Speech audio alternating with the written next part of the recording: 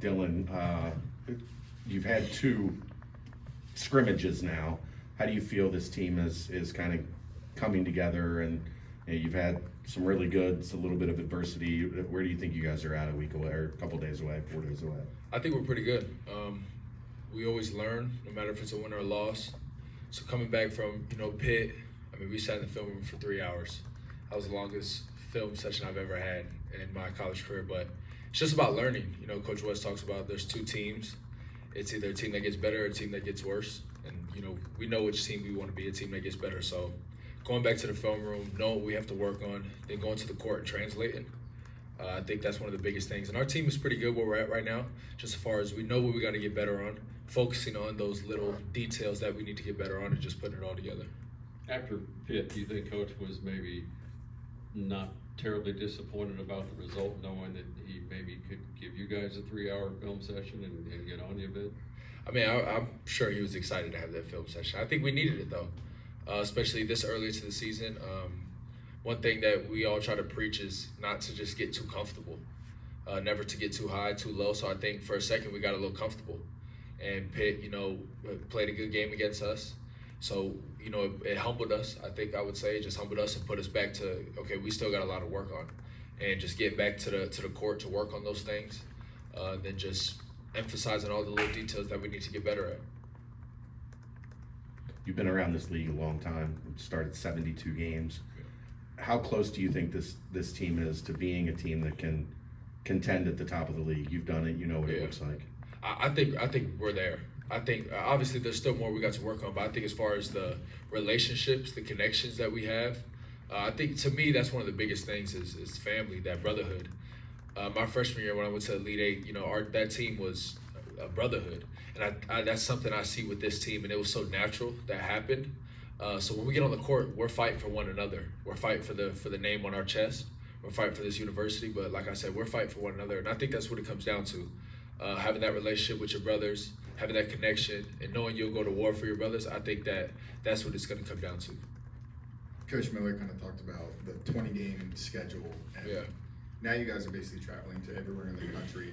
As a student athlete in your career, how difficult has it been to kind of balance everything with the travel, and now how much more challenging do you think it's going to be going all over the country? Yeah, I mean, it's something we knew coming here to the Big 12. I mean, me coming back to the Big 12, it's something that I knew.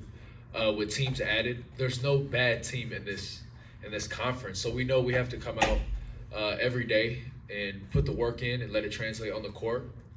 But yeah, I mean, there's no bad teams in this conference. So we know every day we got to put the work in, and then every game that comes up when that Big 12 conference starts, I mean, it's whoever shows up for that 40 minutes. I don't care if we're undefeated. I don't care who's the number one team. Whoever shows up for that 40 minutes is the one who's going to walk out with a win. So I think we just got to take care of our bodies, stay together. We're going to face adversity, but as long as we stay together, we'll be there for each other. What do you guys tell Day and Tyler even? Tyler's out for the year, but Day will be back. But, you're a player. That's a difficult thing when you have to miss games. Yeah, no, Day-Day's taking every day, one day at a time. Day-Day will be ready to go. He's played in the Big 12 last year. He's a real experienced guard that we have, so Day-Day will be ready to go. T-Mac, unfortunately, he'll be ready for it next year. I always tell him all the time, the Big 12 is different. I mean, it's the toughest league in the conference, and we're talking about skill, we're talking about depth, everything. Like, it's a tough league to play in, especially as a freshman coming in. My freshman year, it was tough playing in the Big 12. It's not like all the other leagues. It's very tough, very physical. So being a freshman, like, you don't get to really experience that physicality in high school. So T-Mac will be ready to go. I know he's excited. Then as far as Day-Day knows what it takes to win. He played in the Big 12 last year. He knows what it takes, and he's very experienced, so he'll be ready to go. Dillon, when you look at your personal development, what areas of your game have Coach West and his staff helped you with since you've stepped on campus? I think just being more versatile, helping with confidence as well. I think that's something I control, but I think West has definitely instilled that into me a little bit. Just as far as confidence when I go on the court, he's not worried about making mistakes. It's about the effort. You turn the ball over, what's the effort on getting back on defense? So all those little things, and then being able to show a little bit more of my game, being able to handle the ball, pass, come off screens, just being able to expand my game a little bit more and then be able to show that on the court. You had a lot of options to be able to pick wherever you wanted to go this offseason, but you chose Cincinnati. Why was that? I think Wes's passion was the first thing. I mean, when I came on my visit, like, we sat in his office for 4.5 hours just talking about what he expects from me, what he's going to do to help me be successful at this level and get to the next level. So, I mean, his passion is what stuck out. I mean, I went on a lot of visits and, you know, you do the tour and it's kind of just fun and cool, but I mean, Wes was straight to basketball. And that's why I'm taking these visits. I could care less about where I'm living or the campus, to be honest, but it's about basketball. And I think that's just something that Wes, I seen so quick in Wes, just how passionate he was about basketball, how passionate he was about this university, how passionate he was about us. I mean, he cares about us a lot. He loves us, and he's going to bring it every day on the court. And I think, I mean, once I took my visit, I kind of knew immediately I want to play for Coach Wes. Dillon, you got to experience this arena last year when Texas came here. Talk about the excitement. Obviously got to witness it a little bit versus Ohio State. Talk about the excitement to see that this time in the Cincinnati uniform come Monday night. I mean, I'm excited. I'll be honest, when I came here last year, we didn't know what to expect too much because last year was their first year in the Big 12, and I remember by the time we was getting ready for that jump ball, it was frightening a little bit, you know. So I'm excited to be able to play in front of these fans.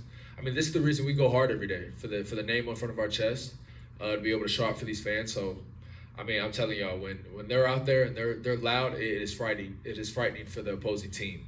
So, I mean, it's exciting. They're gonna help us win games this year. Best believe Fifth Third will help us, you know, get us out of some games and help us win games this year, bring some wins here. They will be a big factor in that. So I'm excited to play in front of all the fans. Excited to see November 4th when they're all out there, and then obviously when the conference starts, being able to play in front of the fans. A little off topic from basketball, but what have been your favorite things about the city of Cincinnati so far, being from Florida and then playing in Texas? Well, I know the first thing is that the cold is getting to me a little bit. I ain't gonna lie. It's not cold. It ain't even gotten cold yet. It's freezing. My nose is stuffy. I go out. I go out in the morning, take my dogs out. I don't even want to go outside. The city is great. I actually really love it. As far as just how versatile it is. Like, there's so many places to eat. I like Italian, so I know me and my girlfriend's favorite spot is this little place on OTR, like Pep and Dolores or something. Mm-hmm. That's my little spot down there. But been to some Bengals games, caught a Reds game. I mean, there's so much to do out here. And I think everybody's so nice out here. Like, everybody's just so nice. Everywhere you go, everybody's nice. And it is a lot of fun. And I'm excited to even explore more out in the city. Got time for one more. In your intro video, you talked about how Coach Miller had to babysit your dogs for a few days. What was his reaction when you asked him to do that? I have no idea, because honestly, like, me and my girlfriend came out here and our dog got out here before we did. So I know Coach Dalla was terrified. One thing about Coach Dalla, he is terrified of dogs. So I think Coach Jake, when he was still here, he was the one that came and picked him up at first. They asked Dalla, and Dalla was real like, I don't know if I'm picking them dogs up, but nah, it was that was big for me. My dogs are my little babies. They're my kids to me. So being able for them to come out here before me and all the coaches look after them, that was cool, except Dalla. I got to talk to Dalla about it. All right, thanks, Dillon. Appreciate Thanks, it. Dillon.